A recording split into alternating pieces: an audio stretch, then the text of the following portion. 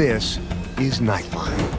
Tonight, she's back. We are so back. Taylor's new era. It must be exhausting, always rooting for the anti-hero. The anti-hero singer, driving her fans crazy just hours ago with a special announcement. I am buckled in. Appearing on her boyfriend Travis Kelce's podcast, New Heights. This kind of felt more like I was in an 80s John Hughes movie and he was just like standing outside of my window with a boombox just being like, I want to date you. The superstar couple so many have wondered about, revealing much about their usually private relationship. So I wanted to show you something. Yep. And dropping what's coming next. This is my brand new album. Plus, Grammy winner Chance the Rapper. Releasing his first album in 6 years.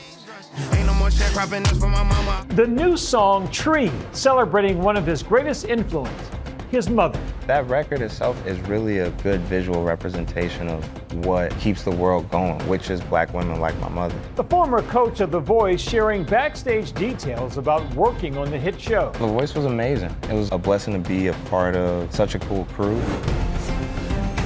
From ABC News headquarters in New York, this is Nightline. Good evening. Thank you for joining us. We begin tonight with big news from Taylor Swift. The superstar opening up and sharing intimate details about her personal life in a rare interview. Perhaps even more surprising, all this happening just hours ago on her boyfriend's podcast. Swift had been hinting at it all week, creating a frenzy. Here's ABC's Ashton Singh. It's quite possibly the Swiftie countdown of the century. 3, 2, 1. Fans organizing last-minute watch parties for this moment.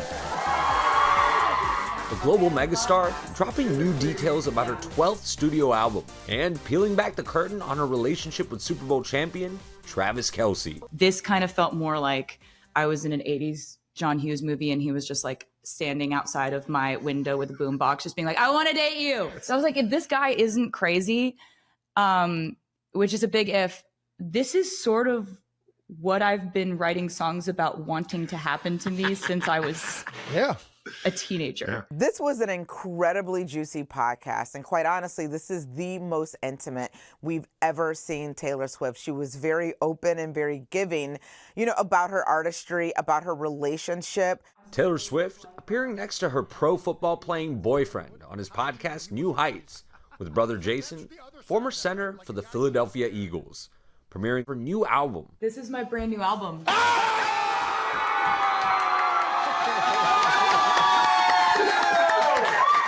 We got TS12, baby. This is my brand new album. It's called The Life of a Showgirl. Love it. It was something that I was working on while I was in Europe on the Eras tour. For her to say that she's as proud of this album as she is of the Eras tour, I am buckled in. I'm just so excited. It just gives me life whenever she releases new music. I need to watch it 4 more times. I loved her and Travis's little interactions. They are endgame. This moment right now is crazy. And the way that she told the world that it's coming is just colossal. It's only been 8 months since she wrapped her record-breaking Eras tour. The nearly 2-year phenomenon featured in the Disney Plus documentary Taylor Swift, The Eras Tour, where she performs iconic hits like Cruel Summer. It's happening. I'm literally shaking. But the enthusiasm for all things Taylor Swift seems to be at an all-time high. She's back. She's back. We're back. She's back. We are so back. We are so back. Fueled in part due to her announcement at the end of May that she'd bought back the master recordings to her first 6 albums. She owns outright her music, which is what she's been fighting for years. I think anyone who has been following this years-long journey knew how important it was for her to own the entirety of her music collection. But in this interview, she really takes us behind the scenes to that moment of discovery when she bawled and cried and told Travis, who was playing a video game. I get a call from my mom and she's like, you got your music. Yeah. And so sorry that it's literally been so long since this happened. It's every time I talk about it. She was like, you got your music. And I just like very dramatically hit the floor for real. Like honestly just started. It's been a long time coming. For her 12th album, fans have lots of options. Swift revealing 4 different covers of Life of a Showgirl. More than 1 million tuning into the New Heights podcast premiere on YouTube in the first 10 minutes. The couple not afraid to share intimate moments in the 2-hour-long episode. I get you in a room and it's like, I've known you forever. It knocked my socks off, from what they say. Knocked your socks off. Yeah. Thank you. I felt she the blew same me exact away, way and about you. I had never experienced something so mesmerizing on stage and then so real and so beautiful in person. Hey, that's should I leave? wonderful. I'm just gonna Yeah, I think so. Honestly, Oh, at this point, I think everyone should leave. Swift also revealing the track list for The Life of a Showgirl, including a collab with beloved pop star and friend Sabrina Carpenter. Can you do drum roll? Last track, track 12, the title track, The Life of a Showgirl, featuring Sabrina Carpenter. Sabrina Carpenter! The Sabrina feature. Wow. We have been waiting for a Sabrina and Taylor collab for so long. We loved how cohesive they are on stage, the way that they just sync up, their energy of their brands just sync up so well. Super Swiftie Jessica Golich has followed Taylor Swift's career for 15 years. I think this is going to be her biggest album release ever, and I'm hoping that she takes The Life of a Showgirl to the Sphere in Las Vegas. The podcast drop also coinciding with Travis's new GQ cover. In the latest issue out now, Kelce shedding light on how they deal with each other's fame, telling the magazine, "I get to be the plus one. I get to go and be that fan. And it's so cool that I get to experience her being that plus one for me on the football field." He describes, I think, very articulately and movingly the love that he has for her. And everything seems to be flowing from that place. Their romance, in fact, first launched after Travis talked about going to her concert in 2023 with the hopes of giving her his number on a friendship bracelet. Explaining in New Heights. So I was a little butthurt I didn't get to hand her one of the bracelets I made for her. I wanted to give Taylor Swift one with my number on it. Not right now. Ooh, your number's in 87 or your phone number? You know which one. Taylor even referencing that moment on tonight's episode of New Heights. I owe a lot to this podcast. This podcast got me a boyfriend. It goes to show in life to shoot your shot. And I think exactly what has come of that, with Travis literally dating the biggest celebrity on earth, they've fallen madly in love as humans, and it's so visible. Taylor attending many of Travis's Chiefs football games. I don't know who jumped higher after Travis Kelce touchdown. And Travis attending more Eras Tour shows too. Taylor famously changing the lyrics to her song Karma to acknowledge him. Karma is the guy on the Chiefs. Taylor is in her my man era, and I don't think there's anything wrong with her using her, excessive, fan base to throw a little bit of love to her boyfriend. This might be the biggest podcast episode in the history of podcasts. Jessica says Swift's marketing genius is all in the Easter eggs she leaves her fans. The logo of her website is updated as well. Everything is now transferring over to this orange color, so we all have to get new orange stuff. Easter eggs are like cryptic messages, numerology that Taylor Swift kind of puts through her artistry, and it's things that keep us engaged as Swifties, as fans. When Taylor posted this, when she bought her master's back, she put 12 eyes, and I posted a video saying TS12 is coming. 12 seems to be the big hint right now. Taylor first posting on Monday a 12-photo carousel on her team's official social media account, Taylor Nation. The caption writing, "Thinking about when she said, 'See you next era.'" And then the New Heights podcast dropping that teaser clip at 12:12 a.m. on August 12th, hinting Taylor's 12th album. This is my brand new album, The Life of a Showgirl. TS12! But the Easter eggs for TS12 seem to go way back to even 2 years ago in this anti-hero music video. It's me. Hi, I'm the problem, it's me. She's just completely plain in that white, but we have the orange outfit. That is her knowing that The Life of a Showgirl was coming. She might not even have had the Life of a Showgirl concept in her brain and completely formatted yet, but that orange was a new era. Whatever the message, Taylor's always had a way with words. And we've had a front row seat from the start. Good Morning America, and Robin Roberts spending time with her in 2004, after she just moved to Nashville to chase her dream. When I go through something, I have to write a song about it. I have to write a poem about it. Writing is everything to me. All right, let's play that. This freshman in high school practices and writes songs at home and in the studio 30 hours a week. It's been what I've been living for my entire life. At least since age 3, when Taylor performed Lion King songs to anyone who would listen.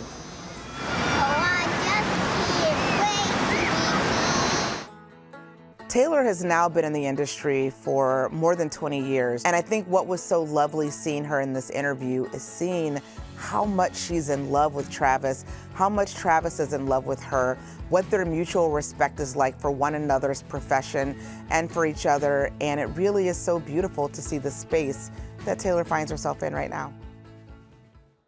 Our thanks to Ashin. Up next, Chance the Rapper, the Grammy winner, releasing his first album in 6 years.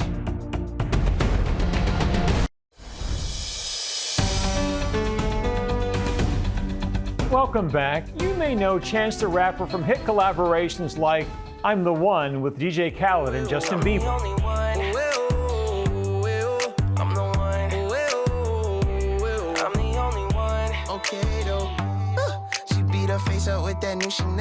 Or from his role as a coach on The Voice. The Grammy winner blazed his own path as an independent artist. He's now set to release a new album for the first time in 6 years, celebrating one of his most important influences, his mother. He sat down with ABC's Stephanie Ramos. Chance the Rapper is in the house. Man. Welcome. Thank you so much. Thanks it is great to see you. Absolutely. Yeah. So you're a 3-time Grammy-winning artist. One of those wins was for Best New Artist in 2017. You've also been a judge on The Voice. You're doing a little bit of everything. When you look at all of your work, is there anything that stands out the most to you? My entryway to everything has always been the music. I got into dancing, into, film, into activism, into a lot of things that I understand about myself came from my relationship with music. In 6th grade, you were rapping. Yeah. Is that right? With friends, you had your own group? No, for sure. I started off like any kid, rapping at the lunch table, doing like fake little kid rap battles and stuff like that. And I just always wanted to be in the booth and wanted to be an artist since I was a kid. And when you first came out on the scene, you had a couple of mixtapes, then an album. It's been 6 years since your last album. You're out with a new one. It's called Starline. Yeah. So I'm sure you weren't sleeping on your fans during that time, but what took so long? I think for one, music is ready when it's ready, right? Like most creatives, they understand that they can create all the time, but the act of publishing music, of sharing it, of creating a context and a world around a project that you then give to your fans is something you always want to be careful about, timely with in terms of what's going on and that context around your music. This project, it grew with me the entire time. And so being independent also, I'm lucky to not have to be on a cycle and have somebody tell me when I have to, push something out. And so you're your own boss. Yeah. My fans are my boss, you know what I'm saying? Luckily, in the last 6 years, I've been able to learn, grow, and release music as we went along. The fans have been able to grow in the journey with me through the highs and the lows. Even my most recent single, Tree with Lil Wayne, all of them are within that same concept of the Black Star Line. And speaking of Tree, we have a clip of the video. Let's take a look. My mama had to work. My mama had to birth 2 kids. My mama drove to church in iron shirts and kept a smirk. You could hear references to your mom in that too. Your mom seems to be a big influence on you. Yeah, that record itself is really a good visual representation of what keeps the world going, which is Black women like my mother. And my mother was a young entrepreneur. She owned a hair salon, a very successful hair salon in Chicago in the 90s, and really only stopped because she got pregnant with me.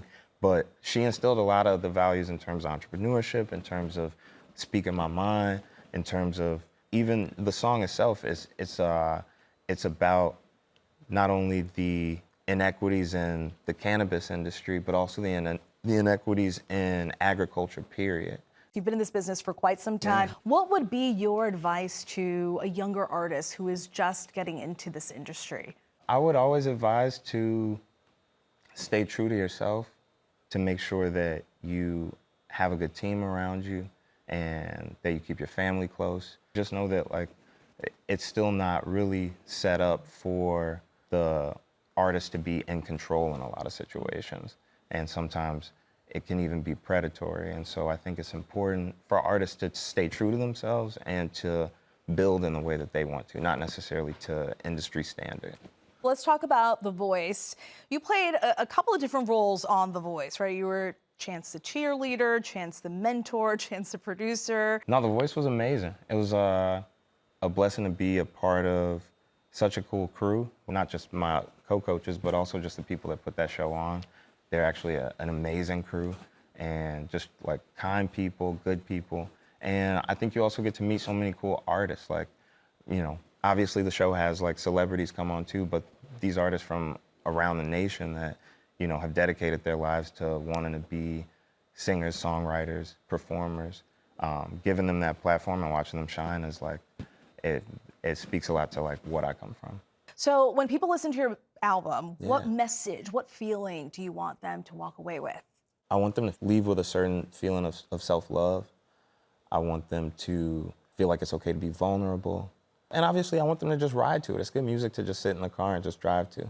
Really great beats from what I've heard and amazing storytelling. Chance the Rapper, thank you so much for stopping by Nightline. Great to see you. Chance's latest album, Starline, drops Friday. Our thanks to Stephanie. Up next, Treasure Hunt, the young woman who found a diamond in the rough.